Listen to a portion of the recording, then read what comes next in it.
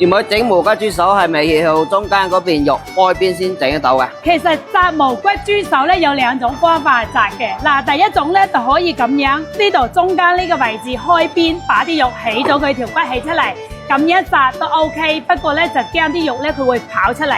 嗱，第二種個炸法咧就好似賢妹咁樣教大家咁樣炸。嗱，我哋會把中間呢條骨咧佢挖出嚟先嚇。嗱，呢個當然咧就呢個難度會高少少。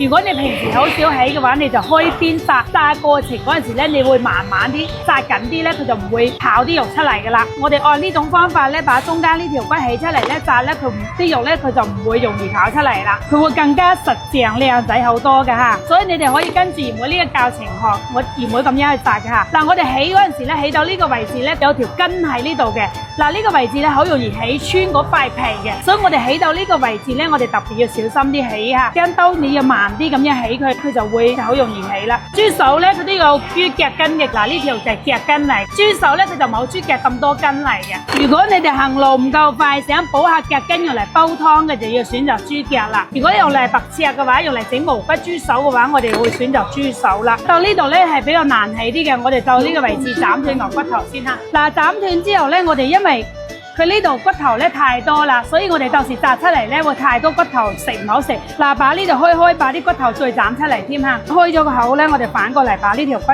我哋起佢。到咗呢度係咪有個胸口？胸口咧，我哋再把呢個骨斬開，斬花佢。因為斬花之後咧，你翻到去切熟咗呢個無骨豬手之後咧，就可以好切啲，唔會斬崩兜啊。嗱，我哋起咗骨頭咧，呢個位置係咪完全冇肉，得塊皮係咪？到咗呢個位置咧，係咪太多瘦肉？所以我哋把呢度啲瘦肉起咗之後放落呢度嚇。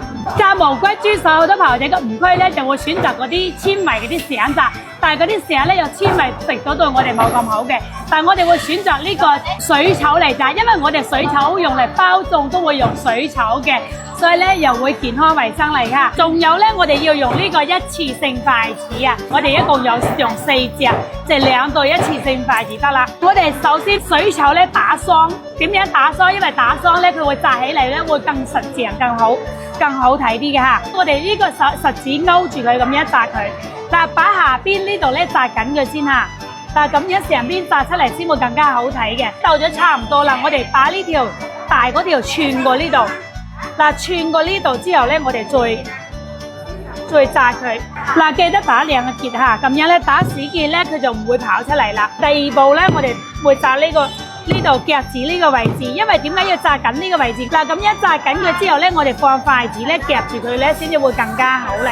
炸嗰陣時咧，我哋記得拉緊啲嚇，咁樣咧先會炸得更加緊緻啲嘅。嗱，依家我哋開始放筷子啦。嗱，一共要放4隻。我哋兩邊放一隻，到中間我哋放一條，側邊放一條，仲有後邊呢度咧，我哋再放一條落去嚇。我哋放完筷子，我哋第一步咧就炸呢個位置。第一步咧，我哋首先要把呢度，點解我哋要把呢個口炸住先咧？如果你唔把呢個口炸住，等下啲瘦肉咧全部跑晒出嚟，所以我哋會把呢個口會炸住嘅先嘅。用力拉緊佢，嗱咁樣炸出嚟咧，先會更加靚仔嚟嘅。到咗我哋就要炸到呢一步咯喎，咁樣咧佢會隻豬手咧會更加靚仔。嗱，我哋一共要炸7條水草落去，打2結之後咧，我哋再切斷佢。嗱，見唔見呢度個位置咧？因為開咗個口，佢啲肉會跑出嚟，所以我哋要把啲肉要放埋入去。先把呢個位置咧炸緊佢先，咁一炸住佢咧，佢啲肉就唔會跑出嚟啦。到咗最後一步咧，我哋炸呢個位置。好啦，呢隻無骨豬手搞掂啦。嗱，我哋無骨豬手咧一共有炸咗7條水草，一共佢放咗4隻筷子落去。嗱，俾大家睇下，嗱，前後左右每一邊都有一隻筷子嚟嘅。所以如果你哋想學炸無骨豬手，朋友仔唔懂得點樣炸，記得要點讚收藏賢妹呢一條視頻啦。